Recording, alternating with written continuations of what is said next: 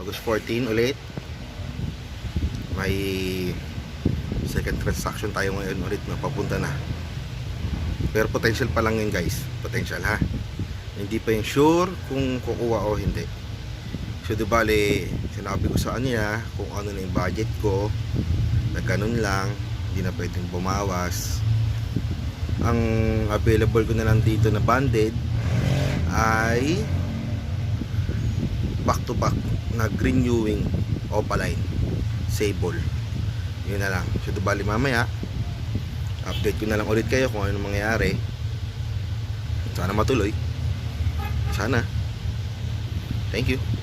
Ulit ako na lang ulit kayo mamaya. Zero second transaction ngayon August 14. Ano pangalan nyo sir? Treke. Ayun, so thank you, taga Fortune lang. Thank you po.